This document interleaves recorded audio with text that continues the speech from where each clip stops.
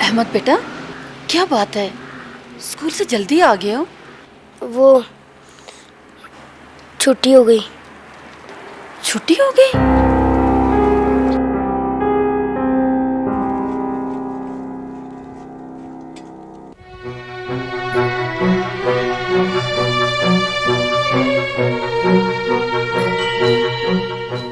अस्सलाम वालेकुम प्यारे नबी सल्लल्लाहु अलैका व अला आलिका।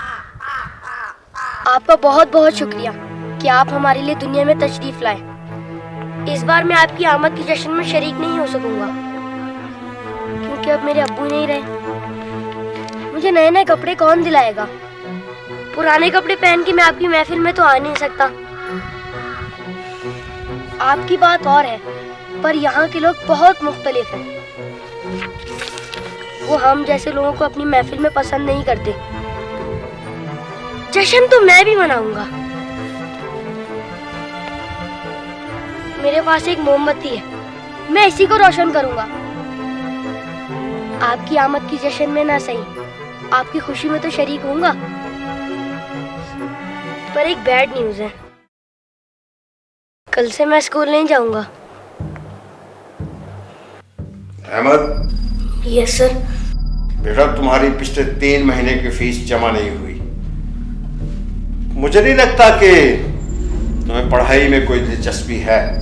नहीं सर, मुझे पढ़ाई में दिलचस्पी है। मैंने एग्जाम्स में बहुत अच्छे नंबर लिए हैं। लिए होंगे, मगर स्कूल में वही पढ़ सकता है जो फीस जमा करवाए। अगर पढ़ना है तो फीस देकर आओ। सर, वो अम्मी कह रही थी। बस बस, मुझे घर की कहानियां मत सुनाओ। मैं कहानी नहीं सुना रहा सर। मैंने कह दिया ना, कहानियां तो सुनाओ। अब स्कूल उस वक्त आना जब तुम्हारे पास फीस हो। You understand? Yes sir. You may go now.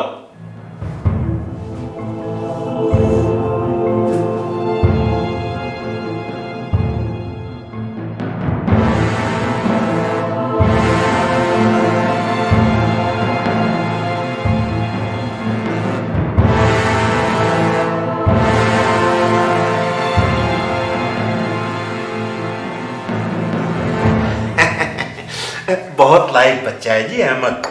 ये एक दिन आपका अपना बल्कि मेरे स्कूल का नाम रोशन करेगा। यह आपकी मोहब्बत है सर। अगर आप इसी तरह अहमद की पढ़ाई पर तवज्जो देते रहे तो मुझे यकीन है कि मेरा बेटा एक दिन बहुत बड़ा आदमी बनेगा। बिल्कुल बिल्कुल, क्यों नहीं। आप इसकी पढ़ाई की फिक्र बिल्कुल ना करें। मैं आपसे वादा करता हूँ कि अहमद की पढ़ाई पे मेरी और मेरे तमाम टीचर्स की पूरी पूरी तवज्जो रहेगी। बहुत बहुत शुक्रिया सर। वो सर, एक्चुअली प्रॉब्लम, हमारे स्कूल का सालाना फंक्शन आ रहा है ना, तो उसके लिए आपकी डोनेशन की जरूरत पड़ेगी। आप बिल्कुल फिक्र ना करें, मैं कल ही अपनी डोनेशन भिजवा दूंगा और मैं इस बार उसमें कुछ इजाफा भी कर दूंगा। Thank you sir, thank you very much. ये आपका अपना स्कूल है, बल्कि ये तो हमारे बेटे अहमद का स्कूल है। क्यों है अहमद बेटा?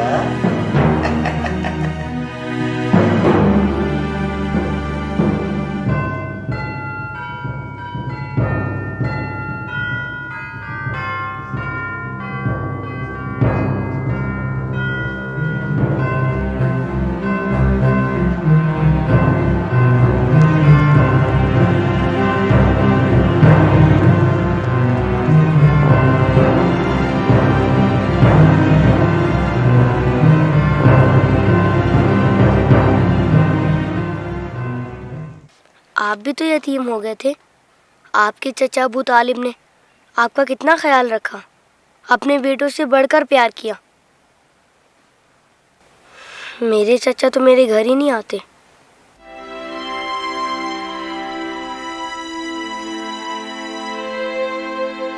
चचा, आप मेरे साथ कल स्कूल चलेंगे? भाई, खैरियत तो है ना? नहीं, वो मैंने अपने स्कूल की फीस जमा नहीं करवाई।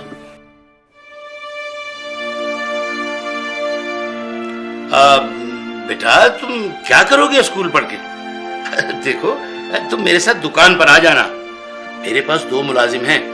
जब तुम्हारे काम समझ में आ जाएगा तो एक की छुट्टी करा दूंगा।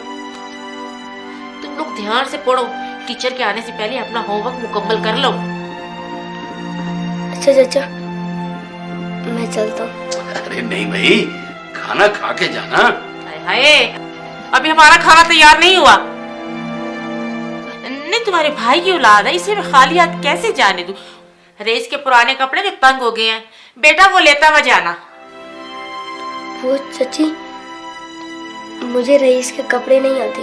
हाय, नखरा तो देखो चची, मुझे रेस के कपड़े नहीं आते। बेटा तुम्हारा बाप सरमाया नहीं छोड़ के गया था तुम्हारे लिए हमारे पास, वो तो तुम्हारे चचा की दुकान पे मुलाजिम था।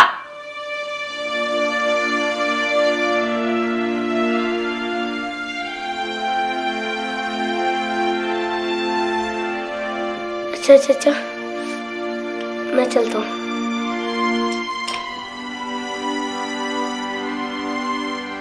या रसूल अल्लाह, जो चीज़ आप अपने लिए पसंद करते थे वही दूसरों के लिए पसंद करते थे। आपने तो ये गुलाम को अपना मुअज्जिन बना लिया।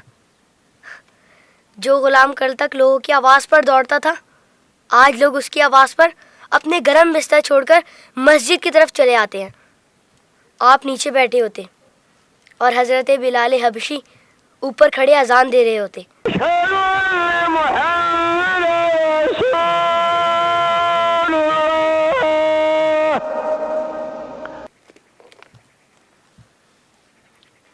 ऐसे करीम मौला को भी ताइफ वालों ने पत्थर मारे।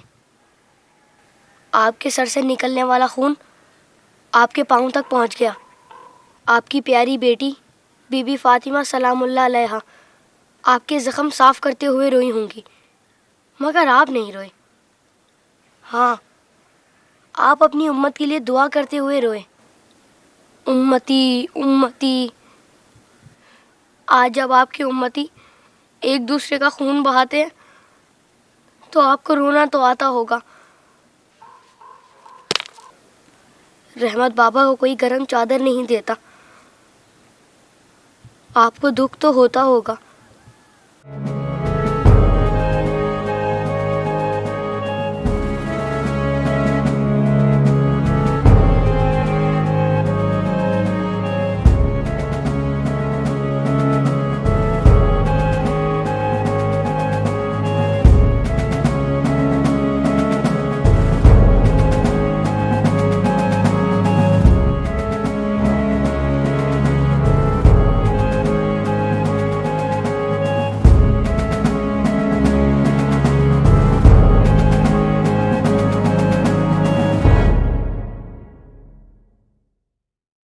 काश मैं रहमत बाबा को एक गरम चादर दिला सकता जिसमें वो सर और पाँव एक वक्त में ढांप सकते।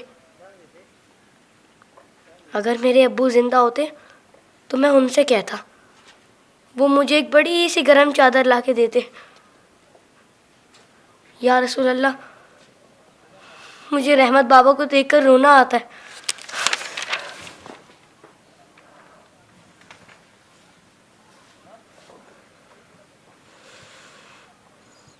या रसूल अल्लाह, जब से मेरे अब्बू फौत हुए मुझे किसी ने प्यार नहीं किया।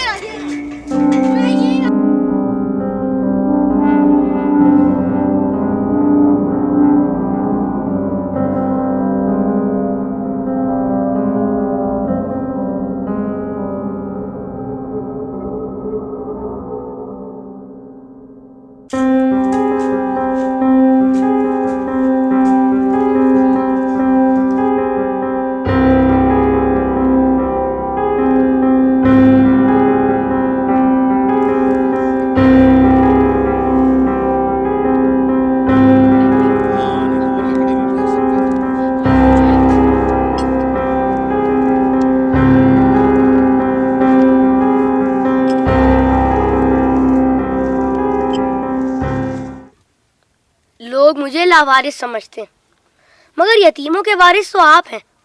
शायद ये बात किसी को पता नहीं होगी, तभी तो मुझे स्कूल से निकाल दिया। लेकिन या रसूल अल्लाह, मुझे किसी से कोई शिकायत नहीं है। आप मेरे वारिस हैं, इससे बढ़कर और मेरे लिए क्या हो सकता है। अल्लाहुम्मा सल्ली अला मुहम्मद व आले मुहम्मद।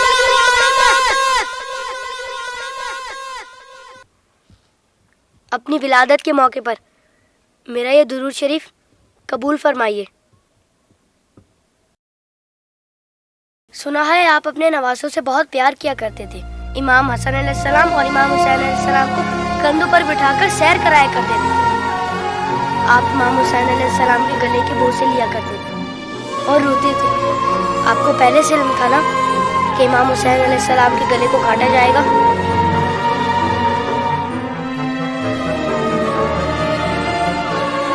क्या आपको किसी ने मिंबर से उतरकर इमाम हुसैन अलैहिस्सलाम को गोद में लेते हुए नहीं देखा था?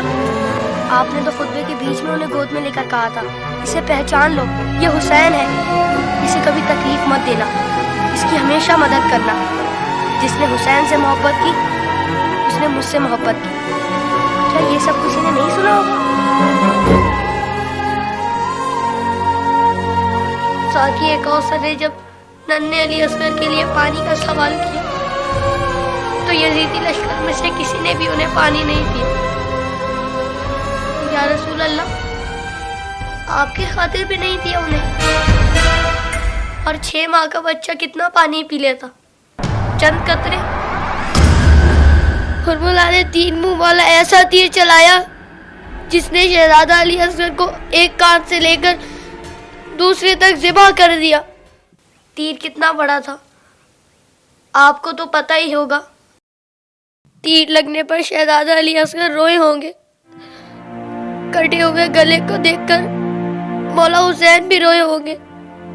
नन्हे शहजादे की लाश को लेकर कभी मौला आगे बढ़ते तो कभी पीछे हट जाते। जब शहजादे को माँ की गोद में रखा होगा तो तीर छुपा दिया होगा। माँ ने जब नन्हे शहीद को देखा तो कहा, अरे तेरी उम्र के तो जानवर भी ज़िबा नहीं होते, उन जालिमों को तेरी कमसिनी पर भी रहम नहीं आया। गाजी अब्बास के बाजू कट गए, सकीना की आस टूट गई। सुना है बीबी सकीना मौला हुसैन के सीने पर सोती थी। मौला के दिल का सुकून थी वो। शायद इसीलिए इमाम हुसैन ने अपनी शहादत से पहले ज़मीन करबला से कांटे चुन लिए। मेरे बाद कहीं मेरी बेटी के पाँव में कांटे ना चुभ जाए।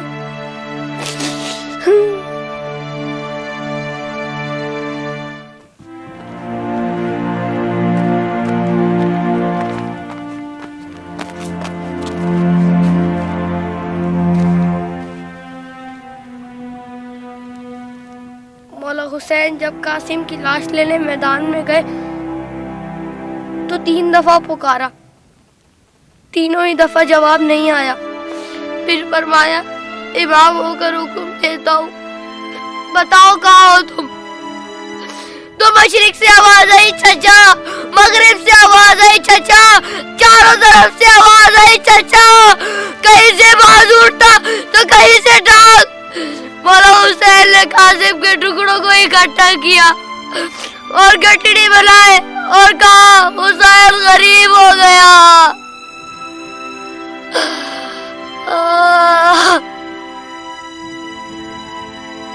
यजीद की फौज में किसी को पता तो होगा या किसी ने बताया तो होगा कि जिन लोगों को तुम मार रहे हो वो नवासा रसूल है। मौला हुसैन ने बुलंद आवाज में कहा था, मैं नवासा रसूल हूँ, कोई मेरी मदद करने वाला है? ये सुनकर यजीदी फौज में से हर किसी ने उनकी मदद तो की होगी। सुना है यजीदी फौज ने इमाम हुसैन को शहीद करने से पहले नमाज पढ़ी थी, अजान भी दी होगी। क्या अजान में आपका नाम नहीं सुना होगा? तो फिर आप ही के नवासे को इतनी बेदर्दी से शहीद कैसे किया? शहीद करने के बाद पहचाना नहीं होगा। वरना लाशों पर इस तरह घोड़े ना दौड़ाते।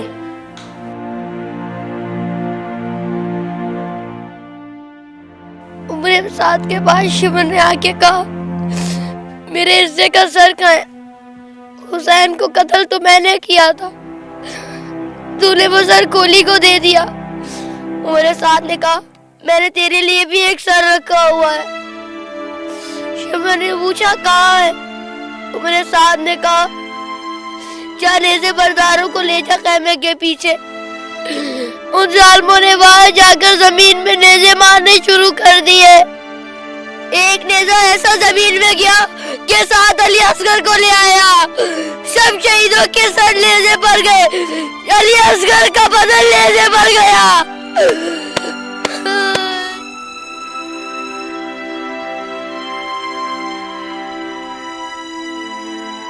उन जालिमों ने जब बीबियों को नंगे सर बाजारों में फिराया तो इमाम हुसैन के सर ने तिलावत शुरू कर दी, जैसे कह रहे हो, ऐ लोगों, बीबियों की तरफ मत देखो, ये देखो कि एक कटा हुआ सर कुरान की तिलावत कर रहा है।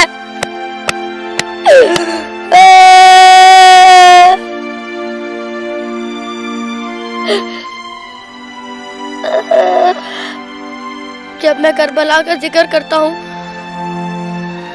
तो मेरी तकलीफ मुझे बहुत छोटी लगती है या रसूल अल्लाह। जब जब आप मुझे याद आते हैं तब तब मुझे करबला वाले याद आते हैं। मुझे पता है आप इस मंजर को कभी नहीं भुला सकते। जिस मंजर को आप नहीं भुला सकते उसे हम कैसे भुला दें। आपका अहमद।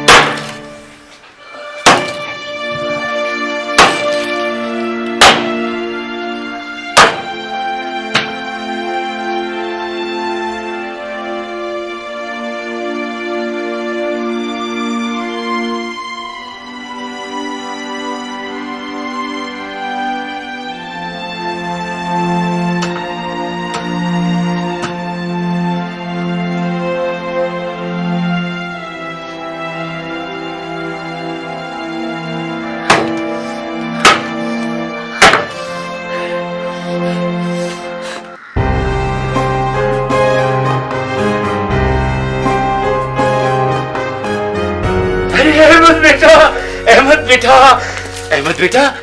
चचा आप? बेटा, ईद मिलादुन नबी सल्लल्लाहु अलैहि वसल्लम मुबारक हो तुम्हें। आपको भी। बेटा देखो देखो, मैं तुम्हारे लिए क्या लाया हूँ। ये नए जूते और ये नए नए कपड़े।